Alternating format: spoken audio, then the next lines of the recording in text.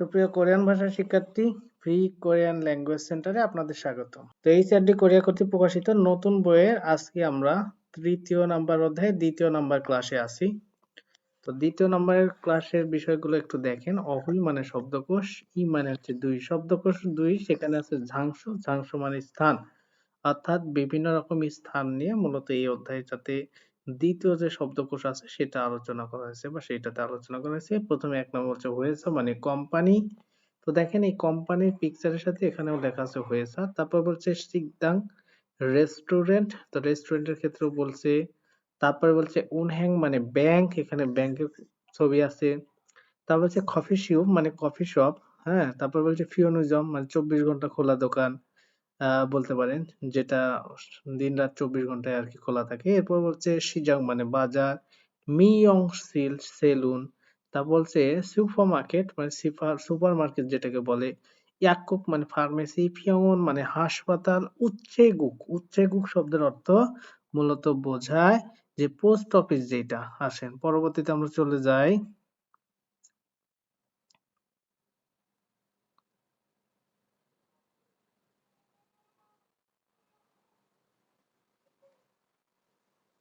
এখানে একটু খেয়াল করে দেখেন, মূলত এই যে 12 নম্বর বলছে ঝিপ, ঝিপ মানে বাড়ি, পুরো বাড়িটাকে বোঝাচ্ছে। ফাং মানে কক্ষ, হোয়াজাংশিল মানে টয়লেট, খসিল, খসিল শব্দের অর্থ কি? মূলত এটা বসার রুম যেখানে বলে, ঠিক আছে? ফুয়ক, ফুয়ক মানে কি? ফুয়ক মানে রান্নাঘর বোঝায়, ঠিক আছে? তাহলে এখানে মূলত বেশ কিছু শব্দ দেখলাম। এখানে বলছে ইয়োগি, ইয়োগি মানে এখানে। তারপরে বলছে খগি, খগি মানে হচ্ছে, খগি মানে আসলে বোঝায় যে সেইখানে, আর ঝগি মানে ওইখানে বোঝায়। আর খিজুকসা শব্দ অর্থ ছাত্রাবাস, ডরমেটরি, শয়নালয়, ঠিক আছে? এগুলো আর কি বোঝায়।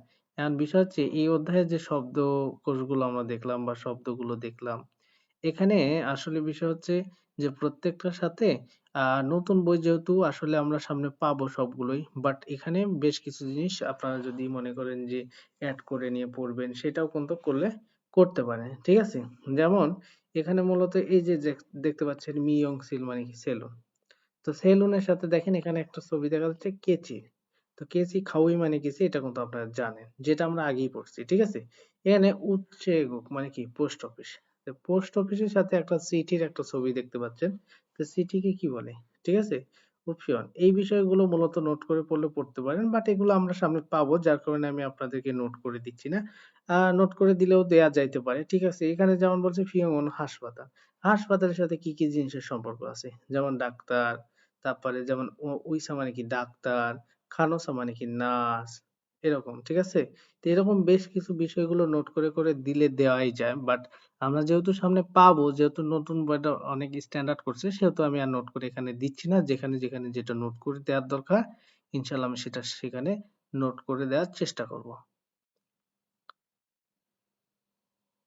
আসেন এখানে মূলত যে উদাহরণটা আছে, উদাহরণের সাহায্যে আমরা বেশ কিছু তথ্য পূরণ করব। তো এখানে বলছে ইয়োগিনুন, এইটাও অদিয়েও কোথায়?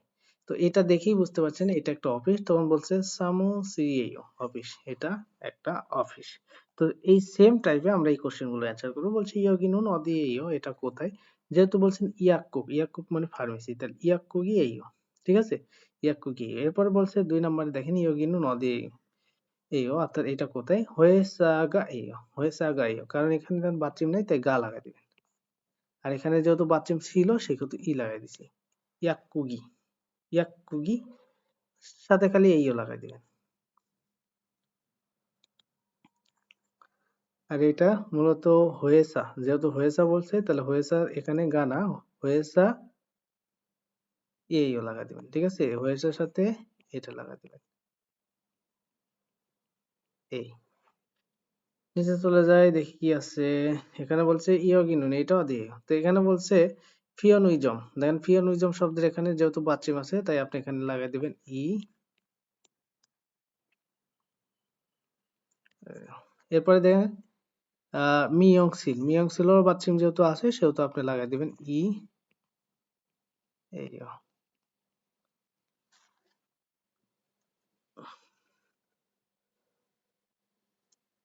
আসেন মূলভাব মানে ব্যাকরণ, ব্যাকরণ নাম্বার 2 এ আছে। তো আমরা আজকে তৃতীয় নম্বর অধ্যায়ে ৩য় নম্বর ক্লাসে যে ২ নম্বর ব্যাকরণটা দেখতে পাচ্ছি এটা কিন্তু অত্যন্ত গুরুত্বপূর্ণ একটা ব্যাকরণ। পরীক্ষার জন্য মোস্ট ইম্পর্টেন্ট একটা বা অনেক গুরুত্বপূর্ণ একটা ব্যাকরণ বলতে পারেন।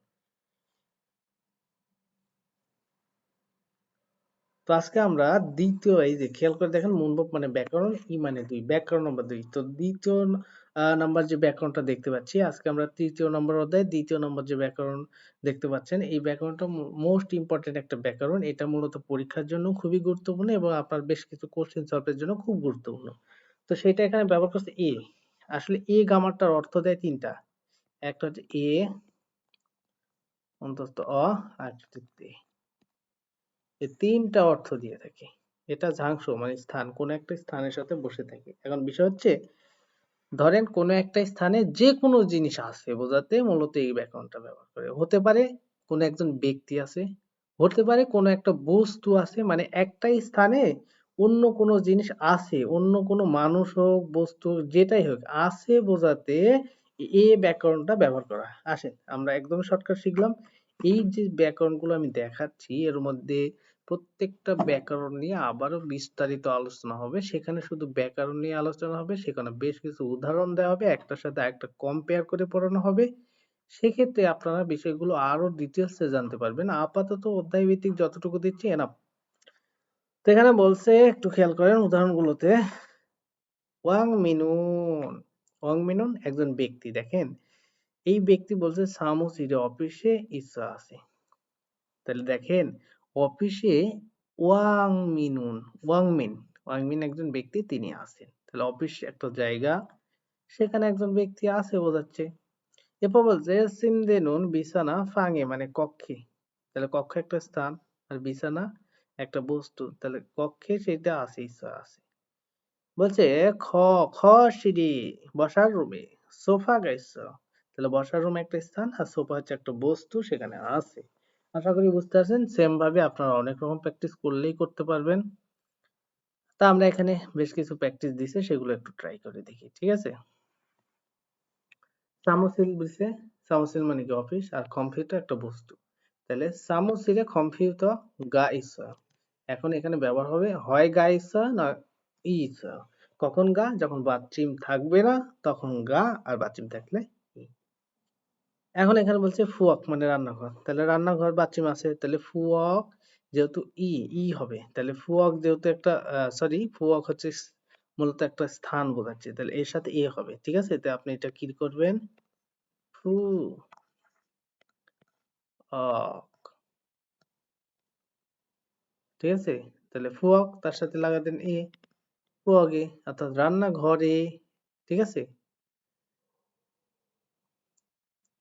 রান্নাঘর তার সাথে রান্নাঘরে এবার কি আছে বলবেন নিংজাঙ্গো, যেহেতু বাথরুম নেই তাই নিংজাঙ্গো গা লিখবেন, ন্যাং জাং গো গা, তারপর লিখে দিবেন ইচ্ছা।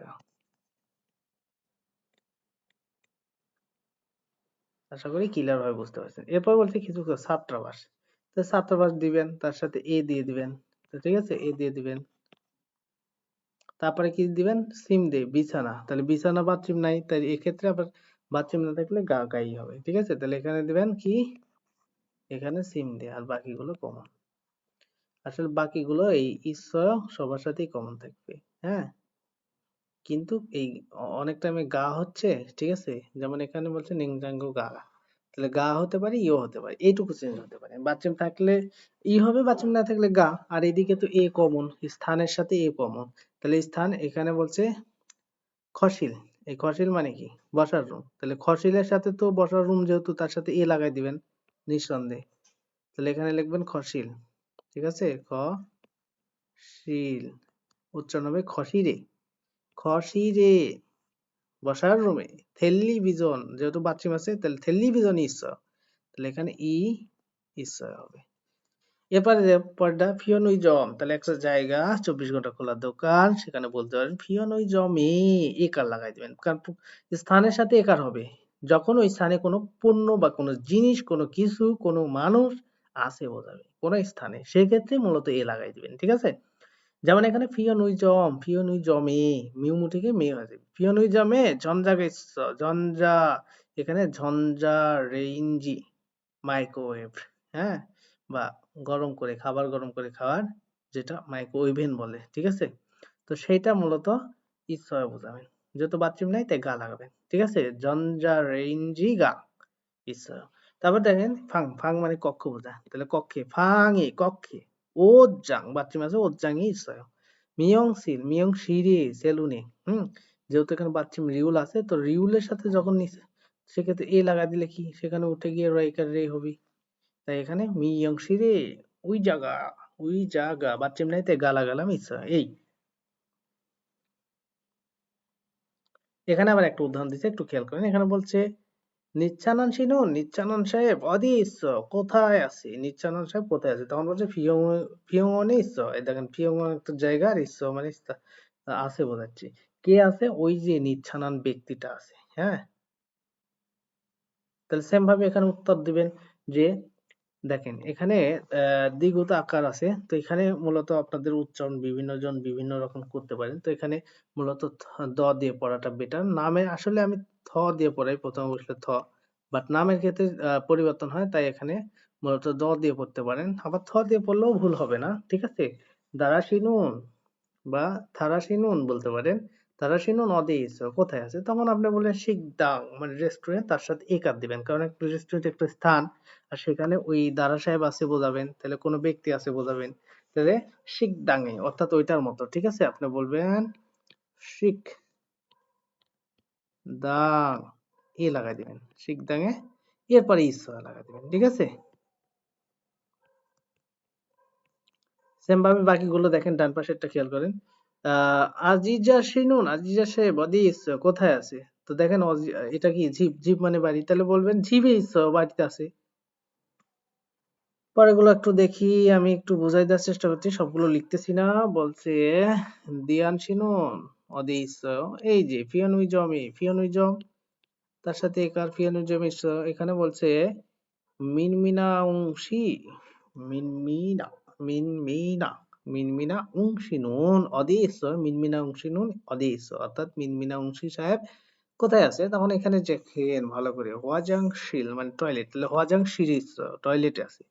আশা করি বুঝতে পারছেন, সহজ জিনিস, একদমই সহজ। যারা বই কমপ্লিট করছেন তাদের কাছে তো এগুলো কিছুই না।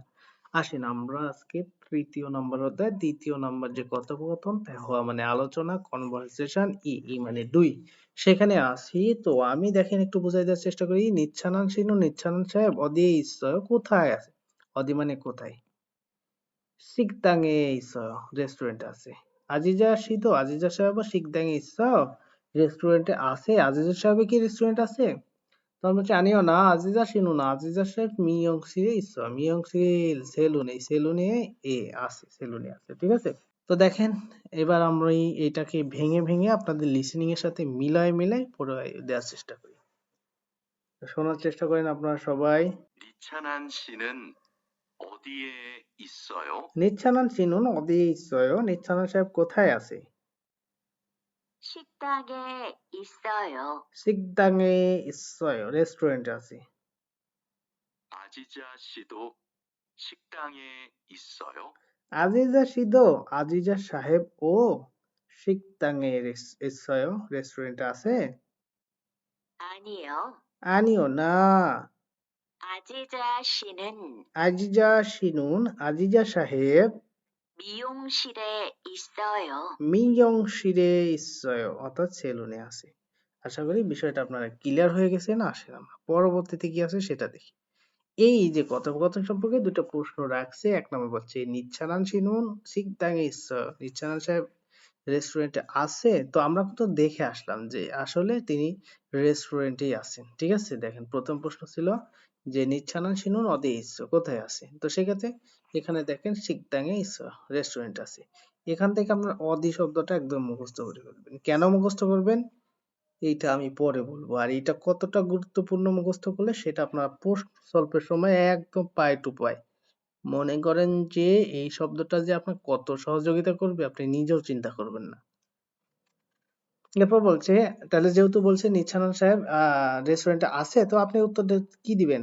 নে, হ্যাঁ, সিকদাংয়ে ইসো, রেস্টুরেন্টে আছে। তারপর বলছে আজিজা শিনুন, আজিজ সাহেব অদিয়ে ইসো, কোথায় আছে? তা আজিজা সাহেব কোথায় আছে? মিয়ংসিরে। তো আপনি বলবেন যে আজিজা শিনুন মিয়ংসিরে ইসো, মিয়ংসিরে। এটুকু উত্তর দিলেই হয়ে যাবে। ঠিক আছে?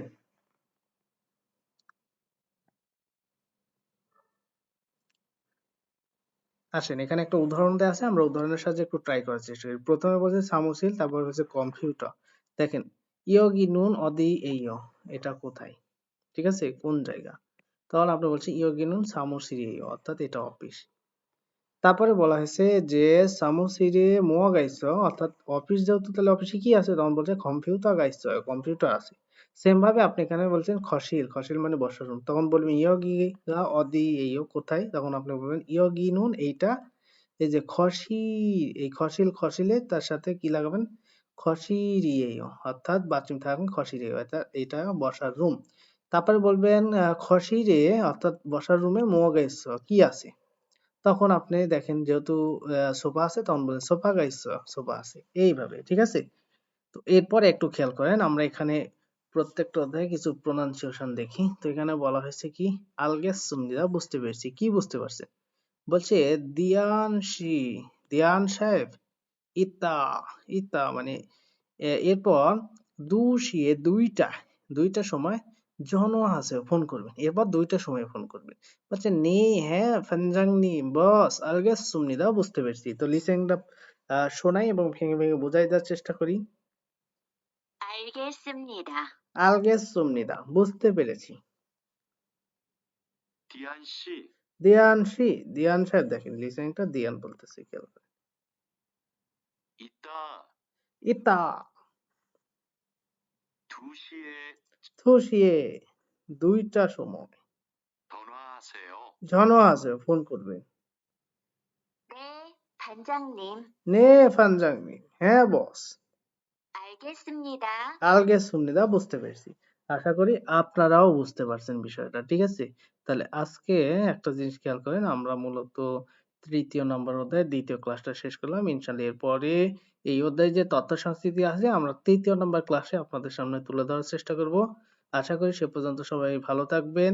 তো আমাদের ভিডিওটি যদি আপনাদের ভালো লাগে এবং আপনাদের যদি উপকার হয়, অবশ্যই কমেন্টে অবশ্যই জানাবেন। কমেন্টে জানালে বিষয়টা ভালো লাগে। ক্লাস করার আরো মনের দিক থেকে ক্লাসটা আসে, যে আসলে ভিডিওগুলো করি, অনেকের ভালো হয়, অনেকে ভালো, ভালো কমেন্ট করে। ঠিক আছে? সেগুলো দেখলে আসলে মনের দিক থেকে ক্লাসগুলো করতে আরো আগ্রহ হয়ে ওঠে আরকি। তো যাই হোক, সবাই ভালো থাকবেন। চ্যানেলটি অবশ্যই সাবস্ক্রাইব করবেন। পাশে থাকা বেল আইকনটি প্রেস করে রাখবেন, যাতে পরবর্তীতে যেকোনো গুরুত্বপূর্ণ ভিডিও আপলোড করলে আপনি সহজেই জানতে পারেন। তো আজকের মতো এই পর্যন্তই। সবাই ভালো থাকবেন। খোদা হাফেজ।